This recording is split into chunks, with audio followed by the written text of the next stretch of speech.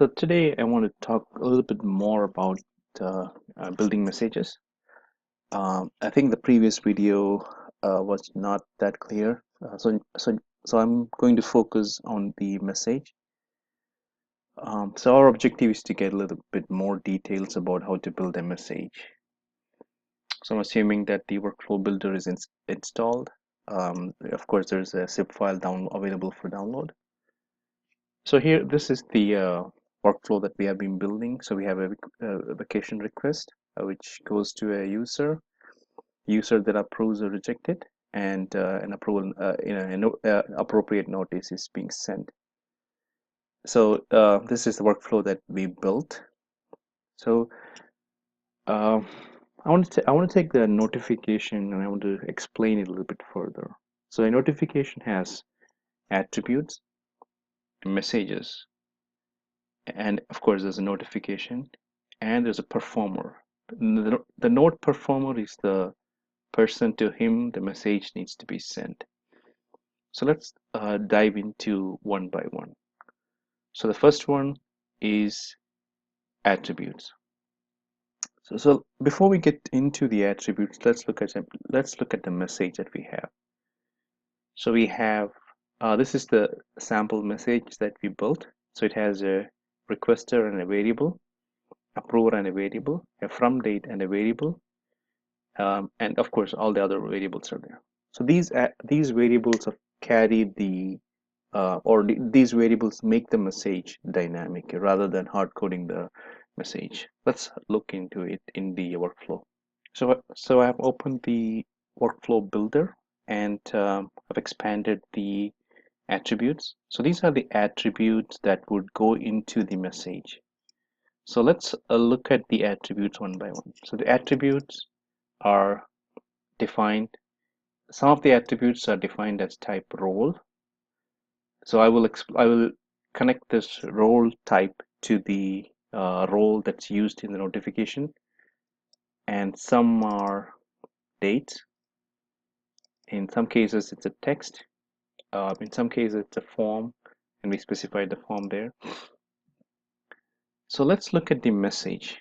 So let me go ahead and create a test message so we can see how it's being done. XX test message. So I'm going to put the body. I'm going to subject.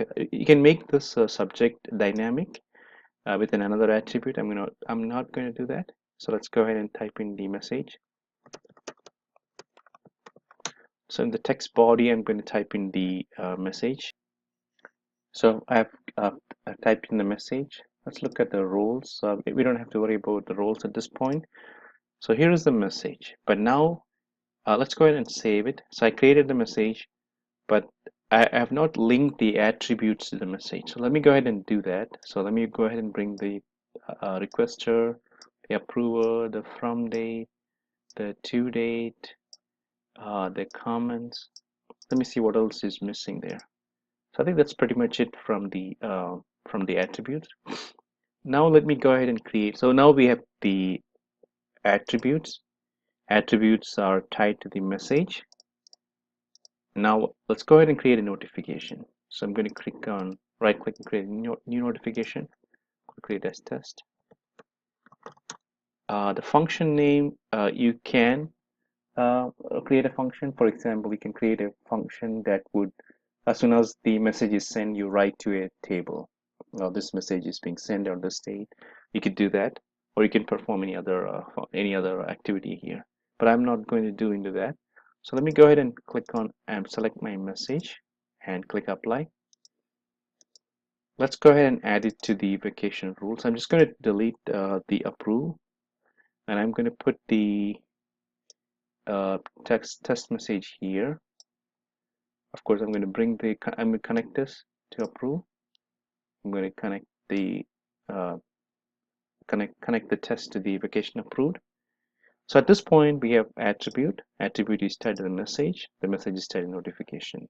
So now what we need is to whom the message should go. So let's go to node. Let's see performer, item attribute. I'm going to say I'm going to send it to the approver. So in Since this is a test instance, or since this is just a plain, normally we have another function that will set all these these attributes. They would do a set attribute for all this. I think you will see that in the following examples. But that's how it's done. So this approver would be for example, approver could be the team lead. So you would set the value to the approver, and the node would and a performer would be the approver. So the email would go to the approver correctly. So there is one more thing I want to show you. So right now our message, if you look at our message, it is it is there's nothing more to it. So let's say you want to make it as an HTML message with a lot of dynamic data. So how do we do that? You can use the Clobe. Let me show you how to create a message. I'm not going to build it completely, but I'm going to show it to you.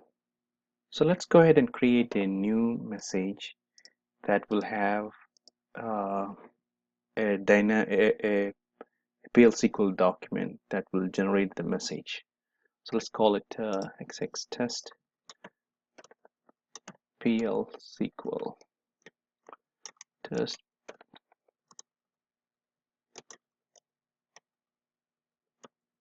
So for the body, I'm just going to use a variable called XX message var.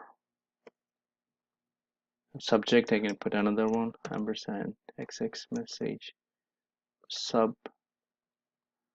Let's go ahead and create these attributes. I can right click here, new attribute. So I'm going to say XX. I need to make sure the name is the same. So let me go ahead and check the message.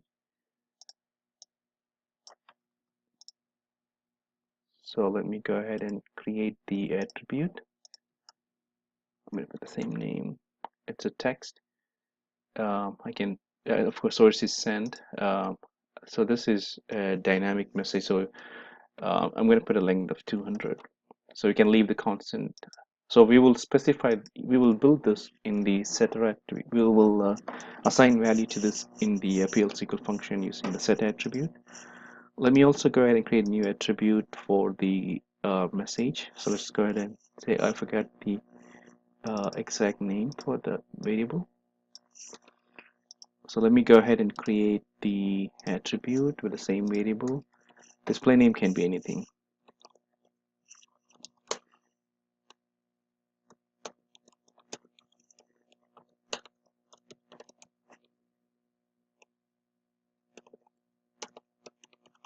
Description can be same. So let's change the dot type to be a document, and let's we can do it in the same window or new window, full window. And the value here is very important. So let me go ahead and so here is the value that we have. This is a very specific way. So we can specify a PL SQL club, and we can put the package name, and we can put the procedure name and the variable that we need to pass. So let me copy the same thing into here. So in the document ID is of course another variable. In our case, we don't have a document ID. Let's create some a new variable called document ID. You don't have to have it, but let me put XX ID, and I'm going to make it as a number. So I'm going to pull it over here, and I'm going to change this to ampersand XX ID.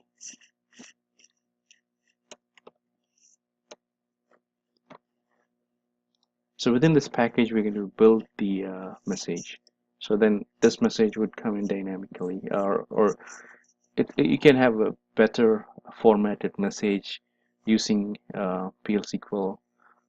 You're going to build a message in an HTML format. You can do that. There are a lot of examples on the web, but I don't need to show you those things. But this is another way of building the message. And once you have the message, you create a new notification, or you can tie it to the any existing message, and perform. You can always change the node performer. Everything is the same. So now you have a message that is built using the PL SQL hub. Hopefully this would help you to clear the message a little bit more.